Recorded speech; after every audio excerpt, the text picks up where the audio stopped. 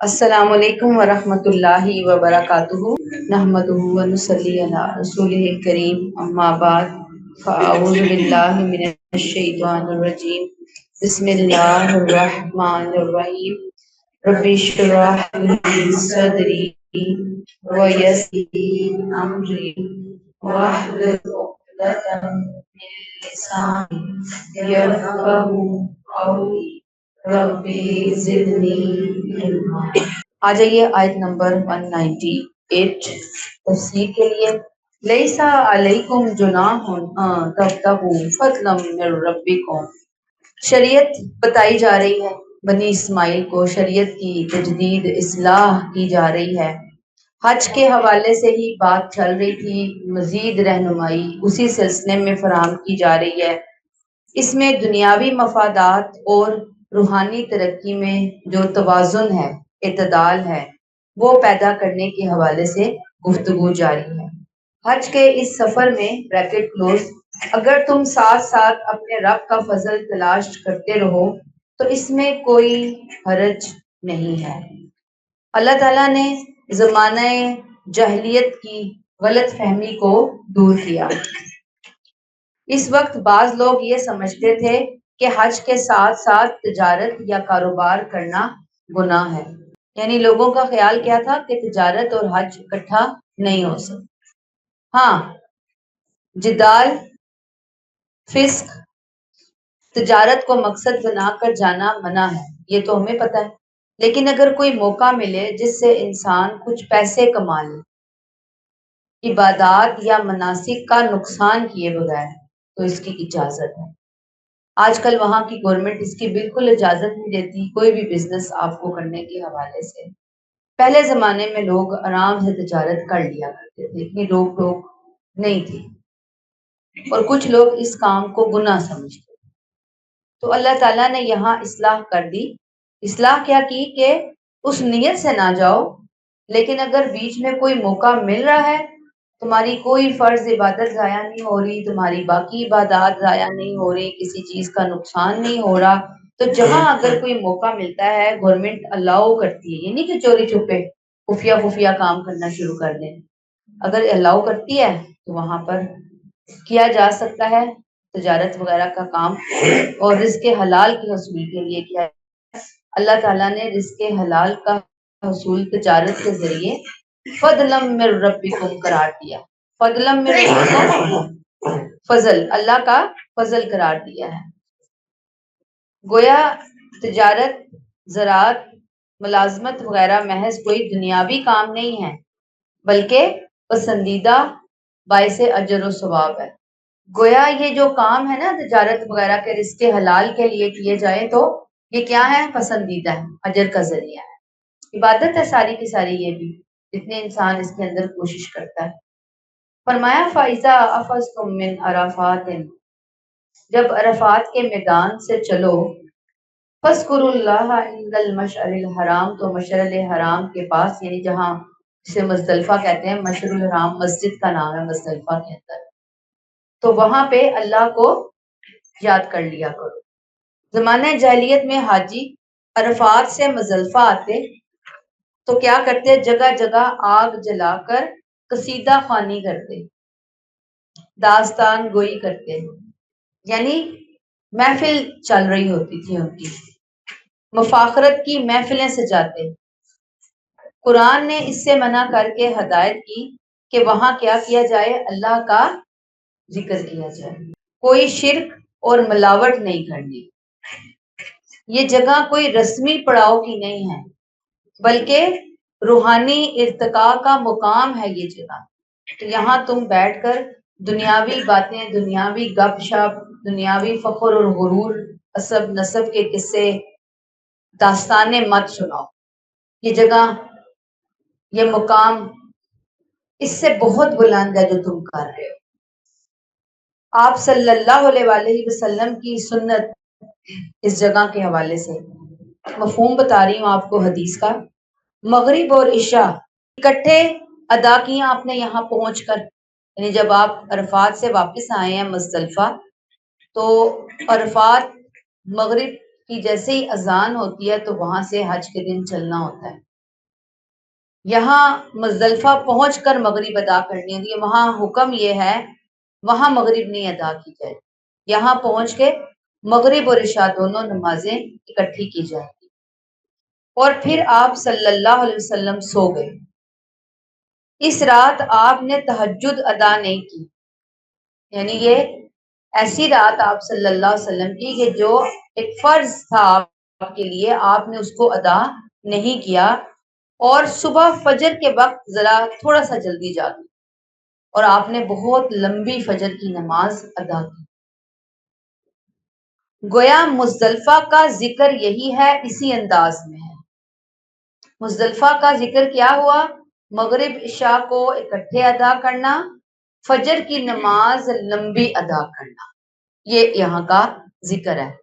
لیکن آج وہاں پہ آپ چلے جائیں تو سونے والوں کو ایسے وہ آنکھیں پھاڑ پھاڑ کے دیکھ رہے ہوتے ہیں کہ یہ کون، یعنی کہ ظالم ہے جو سو رہے ہیں یہاں پہ، اس قدر لا علمی ہے کہ بندہ حیران ہو جاتا ہے کہ بھی اٹھے نا، کیوں سو رہے ہیں؟ یعنی جگانا شروع کر دیتے ہیں لوگ آپ کو باقاعدہ کہ یہ تو نہیں، یہ تو عبادات کے مقامات ہے، یہاں پہ کون سوتا ہے؟ حالانکہ آپ صلی اللہ علیہ وسلم کی سنت ہے یہ وجہ کہ اگلا دن جو 10 ذی الحج کا ہے وہ بہت زیادہ مشقت کا دن ہے، بہت زیادہ آپ نے ادھر ادھر گھوم کے بہت سارے کام کرنے ہوتے ہیں، اس لیے آپ صلی اللہ علیہ وسلم نے اللہ کے حکم سے اس رات کو تھوڑا ریلیکس رکھا ہے بندے کو، تو انسان کی عبادت تو ویسے ہی کاؤنٹ ہو جاتی ہے، اگر سو بھی رہا ہو تو عبادت کاؤنٹ ہوتی ہے۔ آپ خود تو جاگنے کو عبادت سمجھتے ہیں اور سونے والے کو اچھا نہیں سمجھتے، اور وہ کہتے ہیں کہ یہ عبادت کی رات کیوں سو رہے ہیں، حالانکہ یہی سنت ہے، سنت پتہ ہی نہیں ہے کسی کو۔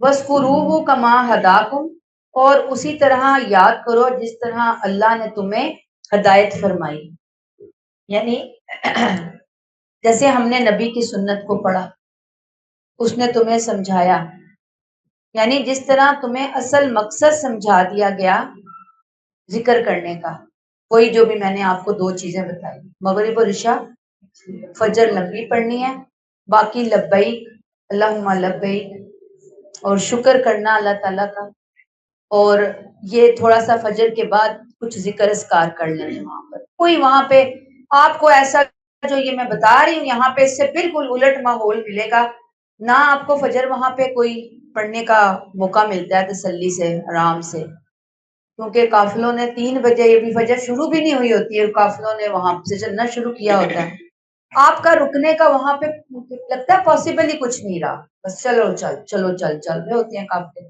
پر اللہ تعالیٰ ہمیں عقل سمجھ عطا فرمائے۔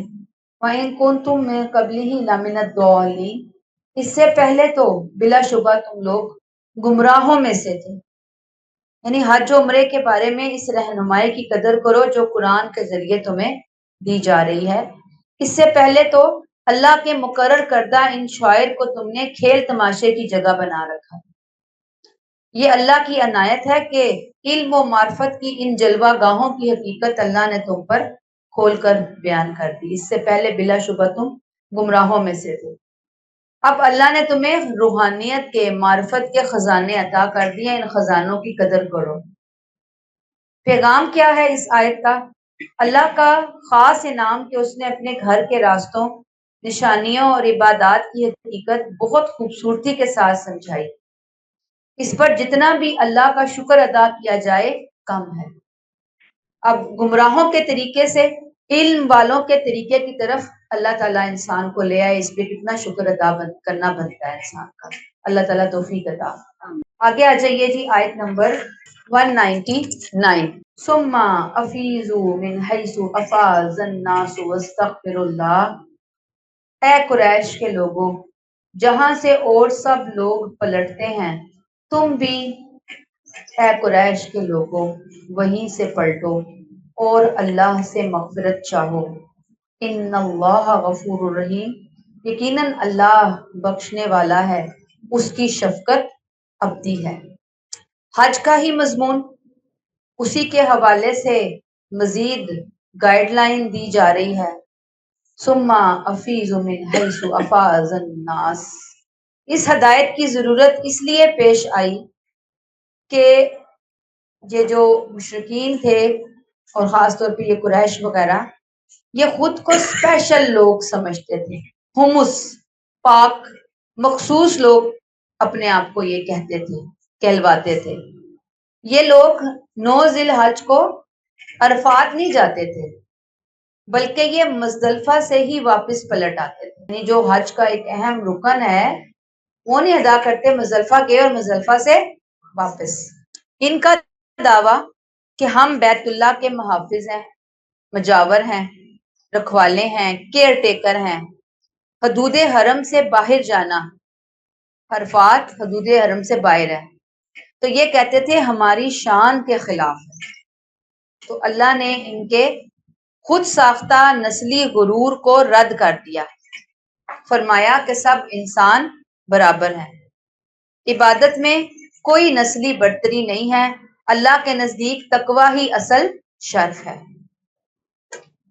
वस्तगफिरुल्लाह, और अल्लाह से मगफिरत मांगो, मगफिरत चाहो। यहाँ अल्लाह से मगफिरत मांगने की बात क्यों की गई?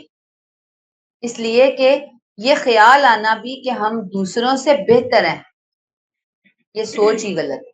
तो यहाँ पे क्या करना है? मगफिरत जो है ना वो तलब करनी है। ठीक है मुखातबीन कुरान, ये गलती तुमने नहीं तुम्हारे आबाओ अजदाद ने की, लेकिन अब तुम माफी मांग कर अपनी इस्लाह करो और अरफात जाया करो। सुम्मा अफीजु मिन हैसु अफाज़न नास, वहां जाया करो और अल्लाह से माफी मांगो।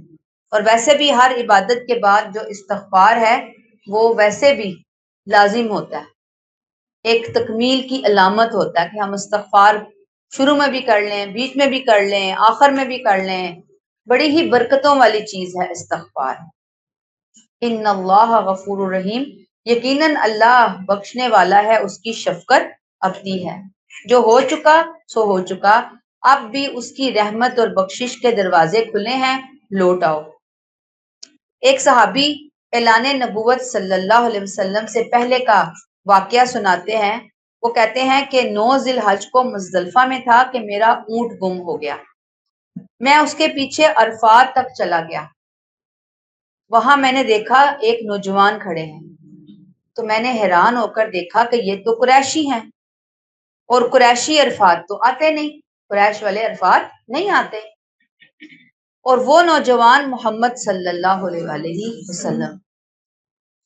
ये वाकया बताता है कि नबी करीम सल्लल्लाहु अलैहि वसल्लम ने कुरैश के स्पेशल होने, ये जो उन्होंने खुद साख्ता किस्म की मजहबी इजारादारी इख्तियार कर रखी थी, उसको अपनी फितरत की बुनियाद पर रद्द कर दिया। यानी आपकी फितरत ने तस्लीम ही नहीं किया इसको। ये कैसे मुमकिन है कि हम अरफात ही ना जाएं और वापस चले जाएं, और आप जो हैं वो आम इंसानों के साथ आकर अरफात खड़े हुए जहां हजरत इब्राहीम अलैहिस्सलाम खड़े हुए थे। यानी कुरैश तो नहीं आए, लेकिन नबी करीम सल्लल्लाहु अलैहि वसल्लम आम पब्लिक के साथ वहां पर आए, और उन्होंने वहां पर अपनी जो भी इबादत थी, जो कि हजरत इब्राहीम अलैहिस्सलाम से चाह रही थी, अभी आप सल्लम को शरीयत नहीं दी गई थी, ये नबूवत के मिलने से पहले का वाकया है, आपने वो अदा किया। अब हमारे लिए लेसन इसमें क्या है कि हम अपनी इबादत को आजिज़ी के साथ अदा करने की कोशिश करें, इल्म के साथ अदा करने की कोशिश करें, जानें, समझें, पढ़ें, सीखें, और फिर अपने अमल का हिस्सा बनाएं, और अल्लाह से दुआ मांगें कि अल्लाह ताला हम हमें तौफीक दे कि हम तेरी सारी इबादत को पूरी रूह के साथ अदा करने वाले बन सकें। और दूसरी बात जो यहाँ से हमें पता चलती है वस्तगफिरुल्लाह से, कि हम तो सुबह से लेकर शाम और शाम से लेकर सुबह तक पता नहीं दिन में कितनी दफा ये सोचते हैं कि हम दूसरों से बेहतर हैं, मैं उससे बेहतर हूँ। ये ख्याल भी अगर बार बार जहन में अटकता है और हम इसको वाकई सीरियसली लेते भी हैं, तो ये एक बड़ा संगीन जुर्म है। और ख्याल वैसे ही आ रहा है, अल्लाह माफ करे, फौरन इस्तिगफार करे, अल्लाह ताला मैं जानबूझ के ये ख्याल नहीं ला रही, ये मेरे जहन में आ गया है ख्याल, तो अल्लाह ताला मुझे माफ फरमा दे, मुझे हदायत अता फरमा दे। और अगर इसको पक्का पक्का ले लिया ख्याल को, और वाकई खुद को समझ ही लिया कि मैं वाकई अच्छी हूँ दूसरों से, बस फिर तो इंसान गया, फिर तो ये सीधा सीधा तकब्बर है ना। तकब्बुर की फिर आपको पता है कि क्या सजा हमें पता चलती है। चलते हैं आगे, आयत नंबर 200 پہ فَإِذَا قَضَيْتُم مَنَاسِكَكُم، پھر جب حج کے مناسک پورے کر لو ودن بریکٹ اور منا آ جاؤ، فَاذْكُرُوا اللَّهَ كَذِكْرِكُمْ آبَاءَكُمْ، تو جس طرح پہلے اپنے آباء و اجداد کو یاد کرتے تھے، او اشد ذکرہ، یا اس سے بھی زیادہ، تو اب تم کس کو یاد کرو؟ فَاذْكُرُوا اللَّهَ، اللہ کو یاد کرو، یعنی جیسے اپنے آباء و اجداد کو یاد کرتے تھے یا اس سے بھی جیسے تم یاد کرتے تھے ایسے تم اللہ کرو، بلکہ اپنے آباء و اجداد سے بھی زیادہ اپنے رب کو یاد کرو۔ اب یہاں آپ دیکھیں گے حج کے اعمال پورے ہو گئے، اس کے بعد ایسے نہ بنو جیسے جاہلی دور کے لوگ ہوا کرتے تھے۔ وہ منا میں جب قیام کرتے، پہلے میں نے آپ کو بتایا کہ وہ مشعر الحرام کے پاس بیٹھ کر قصہ گوئی کی محفلیں سجاتے، جگہ جگہ جو پڑاؤ ہو رہا ہوتا تھا وہاں وہ اپنی ہی کہانیاں ڈال رہے ہوتے تھے، دین شریعت کی نہ انہیں کوئی پرواہ تھی، نہ وہ اس کو سیکھنا چاہتے تھے۔ اچھا، اب وہ منا میں قیام کے دوران آباء و اجداد کے قصے فخریہ بیان کرتے، دنیاوی برتری کی محفلیں سجاتے، حسب نسب کی بہت ساری باتیں کیا کرتے تھے۔ یہ بات کلیئر ہو گئی ہے؟ یعنی ہر جگہ بیٹھ کے بس ان کی یہی کہانیاں ہوا کرتی تھی۔ تو اللہ تعالیٰ نے کیا کہا؟ فَاذْكُرُوا اللَّهَ كَذِكْرِكُمْ آبَاءَكُمْ أَوْ أَشَدَّ ذِكْرًا، باپ دادا کی بجائے زیادہ اہتمام اور جوش و خروش کے ساتھ تمہیں اپنے پروردگار کی یاد میں مشغول ہو جانا چاہیے۔ قرآن نے کہا کہ اب تم ذکر اللہ کو ترجیح دو، تمہاری زبان پہ کیا ہونا چاہیے؟ اللہ کی بڑائی، اللہ کا شکر، اللہ کی تسبیح، اللہ سے معافی۔ حج کے مناسک تو تم ادا کر کے عرفات سے واپس آ گئے، اب تم اپنی روحانی کیفیت کو ضائع نہ کرو، بلکہ فَاذْكُرُوا اللَّهَ کرو، جیسے اپنے باپ داداؤں کو یاد کرتے ہو وہ چھوڑ دو، اللہ کو یاد کرو، او اشد ذکرہ، یا اس سے بھی بڑھ کر تم اللہ کو یاد کرو۔ پھر فرمایا فَمِنَ النَّاسِ مَن يَقُولُ، لوگوں میں کچھ ایسے بھی ہوتے ہیں جو کہتے ہیں ربنا آتنا فی الدنیا، اے اللہ جو تو نے دینا ہے ہمیں دنیا میں ہی دے دے، وما لہ فی الآخرۃ من خلاق، آخرت میں ان کا کوئی حصہ نہیں ہے۔ اب اللہ تعالیٰ نے یہاں ایک رویے کی دعا کے حوالے سے اصلاح کی۔ دعاؤں میں صرف دنیا کی طلب ایک خطرناک غفلت ہے۔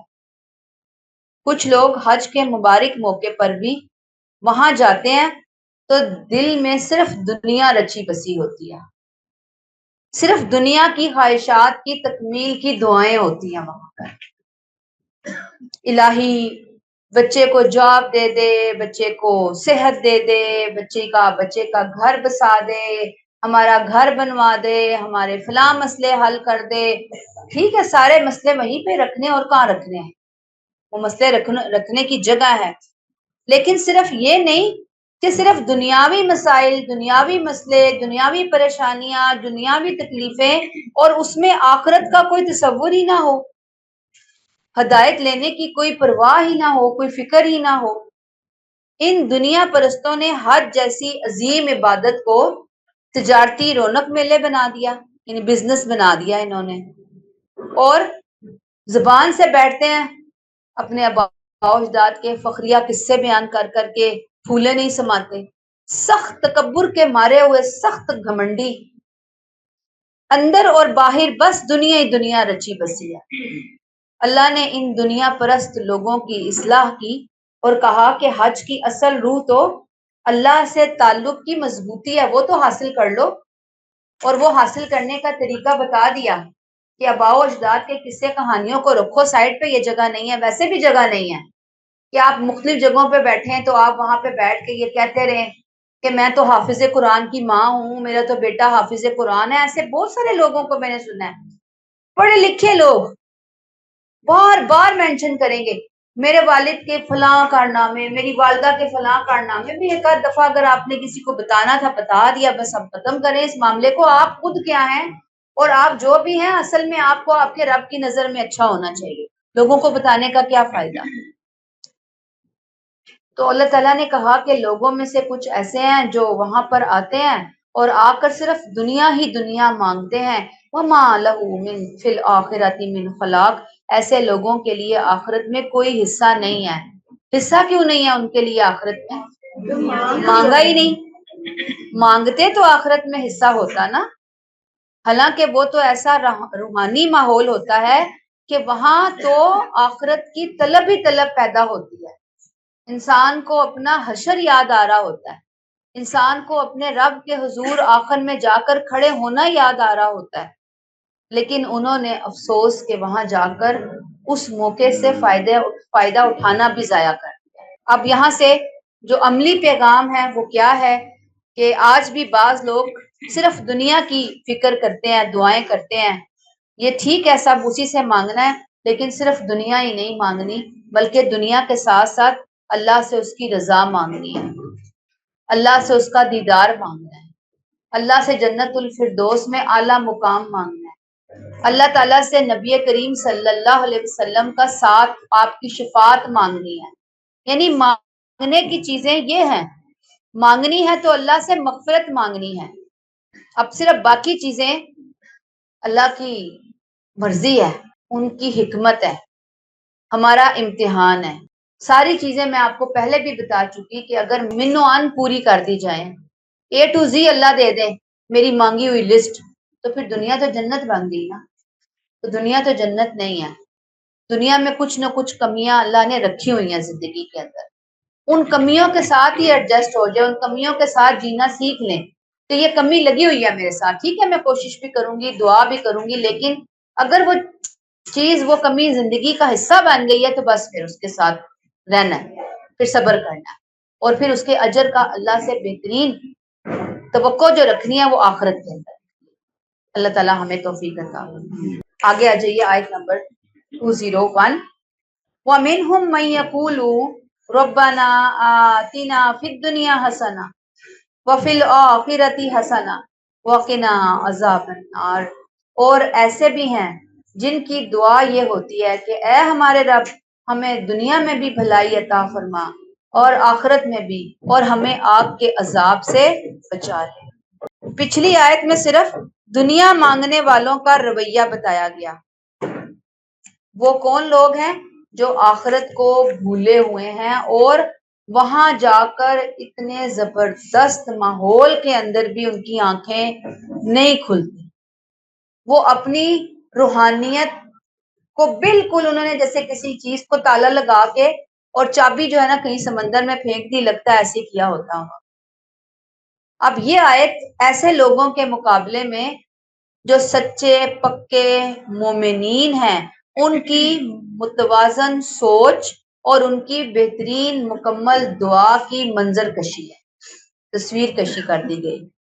انہوں نے نہ تو دنیا کو بالکل ترک کیا کہ رہبانیت اختیار کر لی، نہ صرف دنیا کو اپنا مقصود بنایا، ورنہ جس نے یہ کیا نا اس کے لیے بس تباہی ہی تباہی ہے.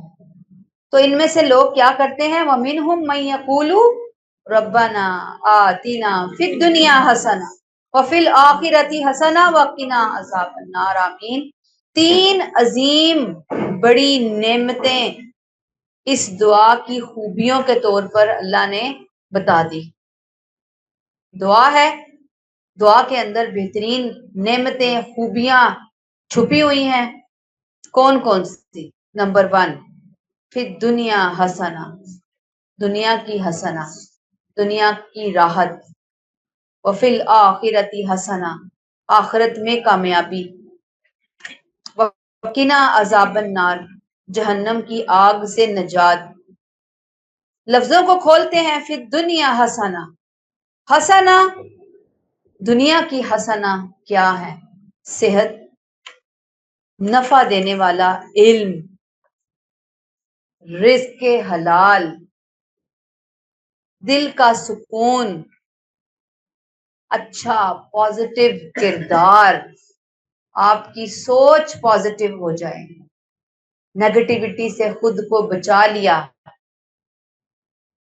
نیک اچھے جوڑے دنیا میں مل گئے، اچھے رشتے مل گئے، یہ ساری کی ساری پھر دنیا حسنہ، دنیا کی حسنہ، بہت جامع فل پیکج لیے ہوئے نعمتوں کا یہ حرف ہے اپنے اندر، سب کچھ اللہ سے مانگ لیا، بچوں کے لیے، فیملی، خاندان، والدین، بہن بھائی، ملنے جلنے والے، جب بھی مانگے ربنا آتنا فی الدنیا حسن، ہم سب میں ساروں کا تصور کر لیں، سب کے ایک ایک مسئلہ بیچ میں آ جائے گا، ایک ایک دکھ، ایک ایک محرومی، ایک ایک تکلیف، اللہ دنیا کے اندر آسانیاں دے دے، حسنہ عطا فرما دے، اور فی الآخرۃ حسنہ، آخرت کی حسنہ، اللہ کی رضا، اللہ کا قرب، جنت الفردوس میں اعلیٰ مقام، اللہ کی مغفرت، جنت الفردوس، اور پھر جنت کے اعلیٰ درجات۔ اگلی تیسری چیز آئی، جہنم کو علیحدہ ڈیفائن کیا، حالانکہ وفی الآخرۃ حسنہ میں تو یہ چیز آٹومیٹکلی آ گئی تھی نا کہ آپ جنت میں جائیں گے ہی تب جب جہنم سے بچے ہوئے ہوں گے، لیکن یہاں الگ سے مانگا وقنا عذاب النار، کہ ہمیں آگ کے عذاب سے بچا لے، اور بندے کی سب سے بڑی کامیابی بھی یہی ہے کہ اللہ اسے دوزخ کی آگ سے مکمل طور پر بچا لے۔ سورہ آل عمران آیت 185 ہم پڑھیں گے، فَمَن زُحْزِحَ عَنِ النَّارِ وَأُدْخِلَ الْجَنَّةَ فَقَدْ فَازَ، جو جہنم کی آگ سے بچا لیا گیا اور جنت میں داخل کر دیا گیا وہ کامیاب ہو گیا۔ اب بندہ مومن برابر اللہ کی پناہ مانگتا رہے، کیوں کہ یہ جہنم بہت ہی خطرناک چیز ہے۔ آپ صلی اللہ علیہ وآلہ وسلم کی یہ پسندیدہ دعا تھی، یعنی آپ کی جو پسندیدہ ترین دعائیں تھیں ان میں سے ایک دعا یہ بھی تھی، جامع ترین دعا، سب کچھ مانگ لیا، اور اکثر آپ، بخاری میں آتا ہے، یہ دعا مانگا کرتے، اس دعا کے ذریعے دین بھی مانگ لیا، دنیا بھی مانگ لی، ہر نعمت اللہ سے مانگ لی۔ دعا مانگنے کا ادب، سلیقہ اللہ نے بتا دیا اور نبی نے مانگ کر دکھا دیا۔ دنیا بھی مطلوب ہے، دنیا بھی چاہیے، لیکن اصل مطلوب کیا ہے؟ آخرت، اصل منزل۔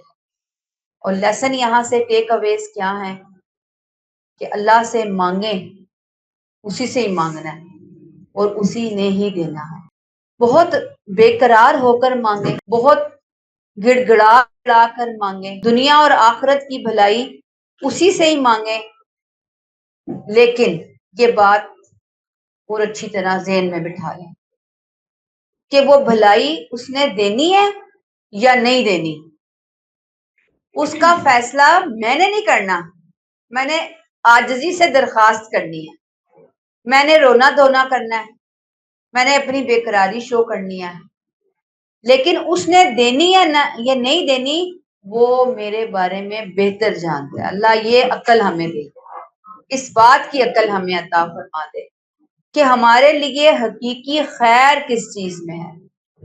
یاد رکھیے کہ اپنی دعاؤں کے ذریعے اللہ سے ضد نہ لگائیں، یہ ضد لگانا ہوتا ہے کہ میں نے لینا ہی لینا، لینا ہی لینا، لوں گی تم دو گے ہی دو گے اللہ تعالیٰ، استغفر اللہ۔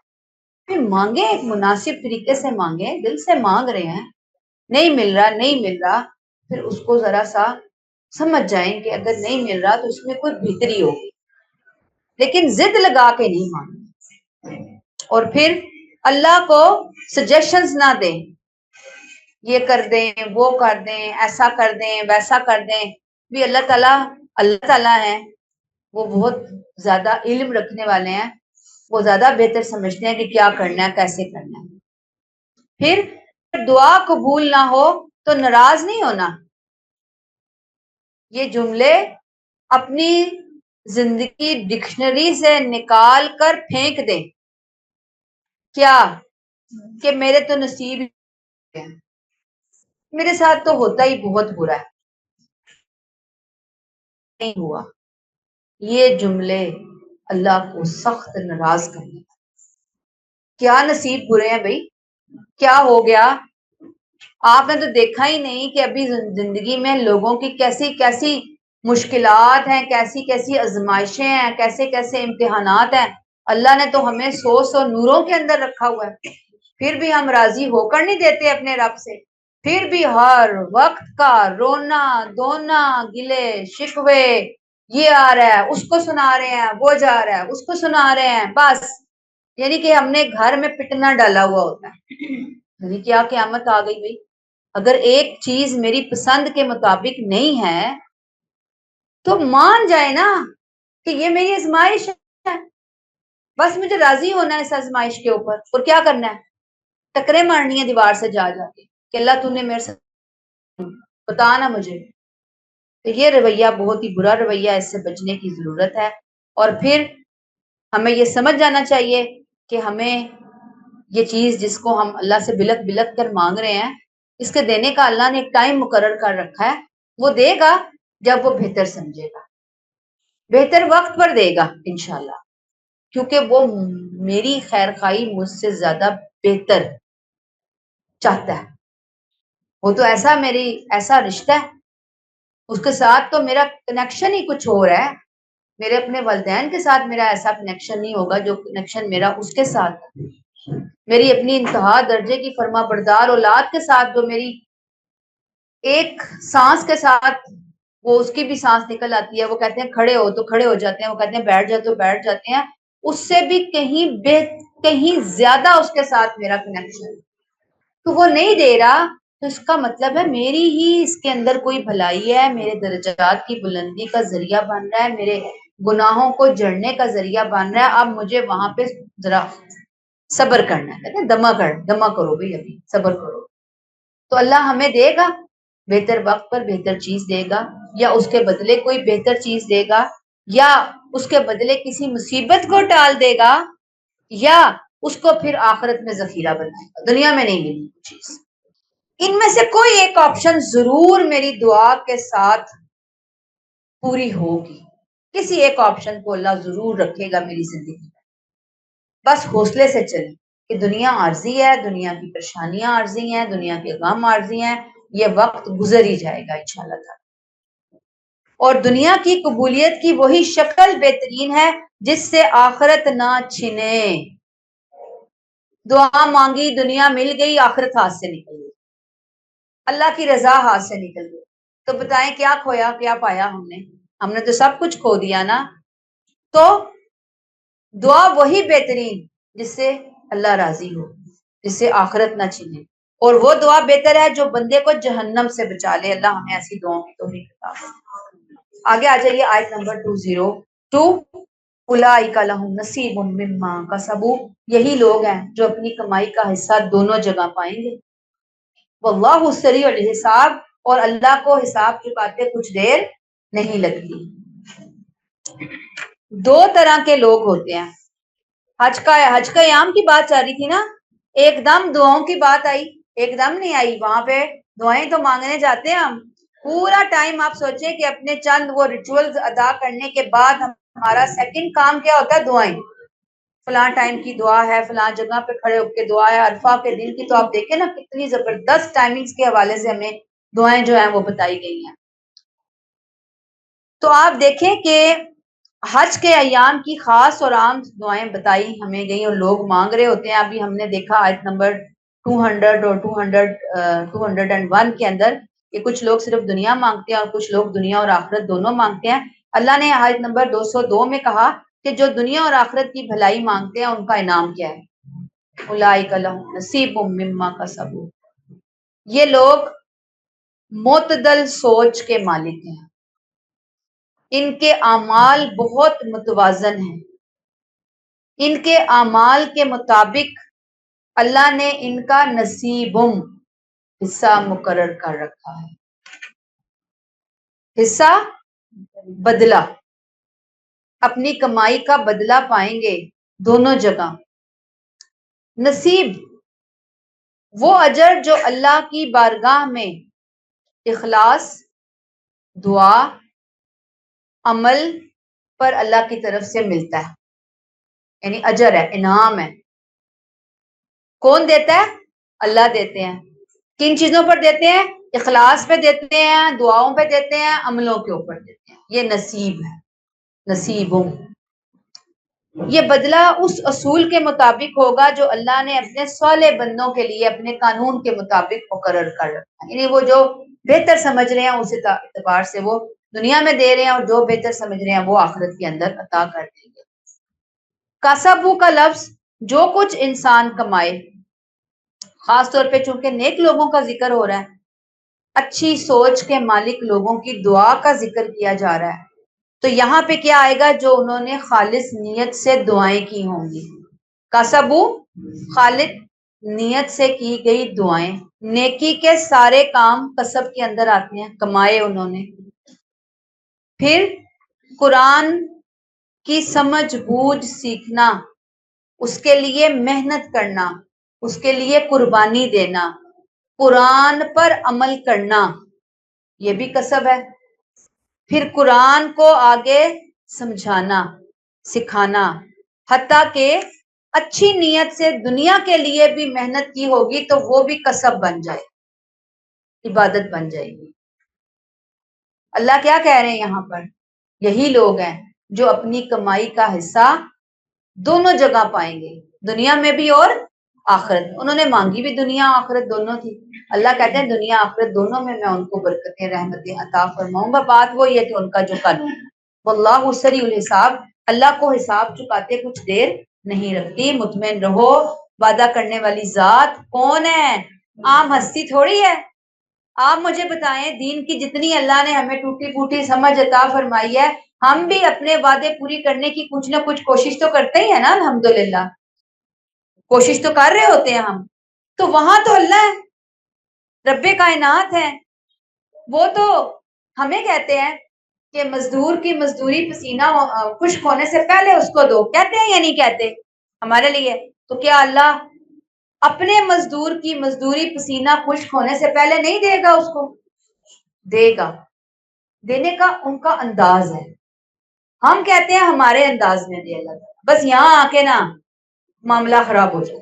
تمہارا اجر اللہ کہتے ہیں تمہیں مل کر رہے گا، کہ دنیا کی جو تم 60 سالہ 70 سالہ زندگی گزار رہے ہو، سب کچھ یہی تو تھوڑی میں نے تمہیں دینا ہے، یہ تو میں نے تمہارا بچا کے رکھا ہوا ہے حصہ، یہ حساب تو بعد میں ہوگا۔ تب انسان سمجھے گا جب وہ حصے اس کو ملیں گے وہاں جا کر اپنی ان نیک اعمال کے، اپنی دعاؤں کے، تو انسان سمجھے گا کہ ہاں یہ تھی اصل کامیابی، یہ تھی اصل جگہ بدلہ ملنے کی، انعام ملنے کی۔ دیر سویر کا چکر ہمارے ہاں ہے، اللہ کے ہاں کوئی دیر نہیں۔ واللہ سریع الحساب، جب وہ حساب چکانے پہ آئے تو اسے دیر نہیں لگتی، وہ تو پورا پورا دیتا ہے، بڑھا چڑھا کر دیتا ہے۔ کل میں نے آپ کو کیا بتایا؟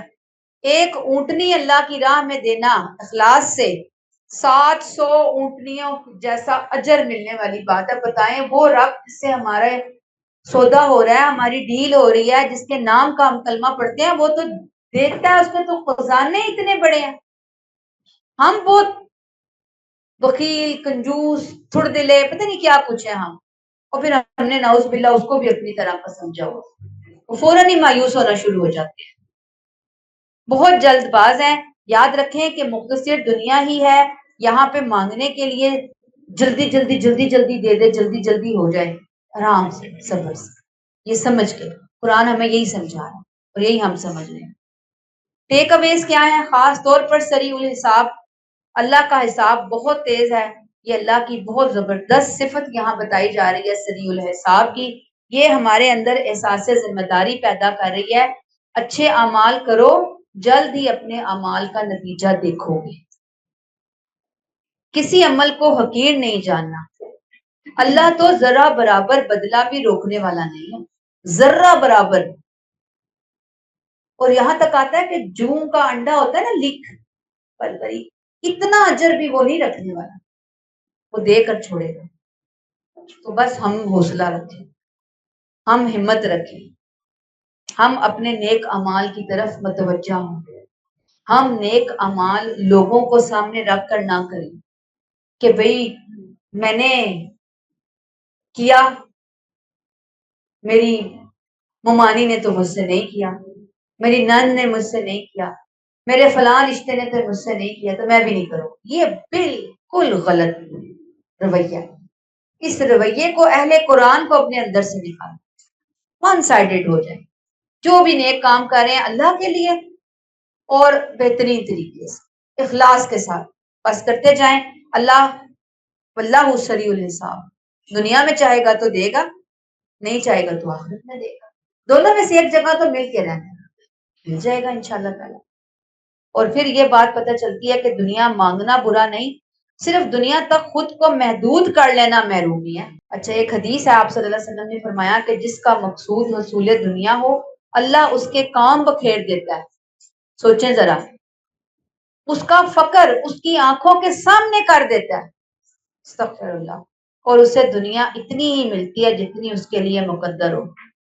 اور جس کی نیت آخرت کا حصول ہو اللہ اس کے کام سنوار دیتا ہے، اس کے دل میں بے نیازی پیدا فرما دیتا ہے اور دنیا ذلیل ہو کر اس کے سامنے آ جاتی ہے. سبحان اللہ. اللہ ہمیں یہ سمجھ عطا فرمائے. آ جائیے آخری آیت 203 پہ، وَاذْكُرُوا اللَّهَ فِي أَيَّامٍ مَّعْدُودَاتٍ. حج کا ذکر، حج کی اصل روح دنیا اور آخرت مانگنی ہے. اب 203 آیت میں ایام تشریق کا ذکر ہو رہا ہے. ایام معدودات، ایام تشریق مراد ہے 11، 12، 13 ذی الحج. کیا کہا جا رہا ہے؟ وَاذْكُرُوا اللَّهَ، اس میں ان دنوں میں ذکر الہی کرو. اور یہاں پہ خاص طور پر تکبیرات تشریق کہتے ہیں اس کو.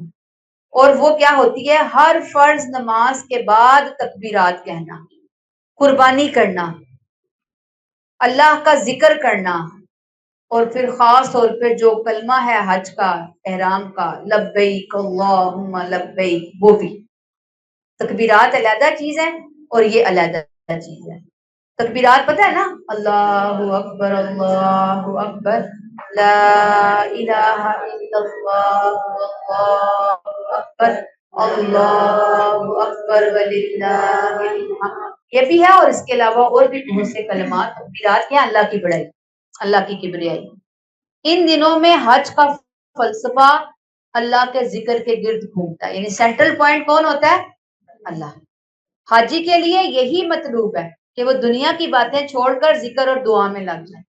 فرمایا فَمَن تَعَجَّلَ فِي يَوْمَيْنِ فَلَا إِثْمَ عَلَيْهِ، پھر جس نے جلدی کی اور 2 ہی دن میں واپس چل کھڑا ہوا اس پر کوئی گناہ نہیں. وَمَن تَأَخَّرَ فَلَا إِثْمَ عَلَيْهِ، اور جو کچھ زیادہ دیر ٹھہر کر پلٹا اس پر بھی کوئی گناہ نہیں. یعنی اللہ نے کہا کہ 2 دن، یہ 2 دن کون سے ہیں؟ 11 اور 12 ذی الحج. یعنی حج 9 کا وہ عرفات 10 کا سارا دن ہے، اس کے بعد 11 اور 12 ذی الحج 2 دن رکو، یا 11، 12 اور 13 ذی الحج 3 دن رکو. یہ دونوں طرح سے وہاں پہ رکنا جتنا انسان چاہے اس کے لیے جائز ہے. زیادہ رکے گا کوئی گناہ نہیں ہے، 2 دن بعد واپس آ جائے گا کوئی گناہ نہیں ہے. یہ شریعت کی سہولت ہے، اللہ کی رحمت کا اظہار ہے. اصل عبادت اللہ کے حکموں کی پابندی کا نام ہے. اللہ تعالیٰ فرماتے ہیں لمن اتقا، ہاں مگر ان کے لیے جو اللہ سے ڈرے. شرط کیا ہے؟ 2 دن میں واپس آنا ہے، 3 دن میں واپس آنا ہے. شرط کیا ہے؟ کہ حاجی کے دل میں تقویٰ ہونا چاہیے. تقویٰ بہت ضروری. اصل اہمیت اس کی نہیں کتنے دن وہاں ٹھہرے، اگر عبادت میں تقویٰ کی روح ہے تو 2 دن بھی ہے، اور اگر نہ ہو تو 10 دن بھی ٹھہرے تو کوئی چیز حاصل ہونے والی نہیں ہے. اللہ نے فرمایا وَاتَّقُوا اللَّهَ وَاعْلَمُوا أَنَّكُمْ إِلَيْهِ تُحْشَرُونَ. اے لوگو تم بھی اللہ سے ڈرتے رہو اور خوب جان لو ایک دن تمہیں اسی کے حضور اکٹھے ہونا ہے. دین کی یہی اسپرٹ تم نے اختیار کر کے اللہ کا ڈر، اس کی طرف واپسی، یہ سارے کے سارے جو حج کے مناسک ہیں ان کا مقصود ہے. اس موقع کے آنے سے پہلے پہلے اللہ سے ڈرنے کا احساس اپنے اندر پیدا کرو. اور تو حشرون، عرفات جو ہے نا حشر کا منظر یاد دلاتا ہے کہ وہاں اس طرح کے رب، اسی طرح رب کے حضور کھڑے ہوں گے. اور دنیا میں تو ہم بھاگ کے ادھر ادھر ہو سکتے ہیں، اے سی کے نیچے بیٹھ گئے، ٹھنڈے پانی کی بوتل لے لی، وہاں قدم بھی نہیں ہل سکے. وہاں تو جو بندے کو جہاں کھڑا کر دیا گیا بس پھر وہ وہیں پہ کھڑا ہے، وہ ہل نہیں سکے گا. اسی لیے سفر حج کے بعد زندگی کا اصل سفر نہیں بھولنا. سبق یہی ہے کہ ہم یہ جو عبادات ہیں، جتنی اسپرٹ جیسی شریعت کھول کھول کر ہمیں قرآن و سنت میں بتائی گئی، ہم ان کو اسی طرح سے ادا کرنے والے بنیں اور اللہ اس کو قبول و منظور فرمائے. آمین ثم آمین. بس یہاں پہ روک لیتے ہیں. سبحانک اللہم و بحمدک نشہد ان لا الہ الا انت نستغفرک و نتوب الیک. السلام علیکم و رحمۃ اللہ وبرکاتہ.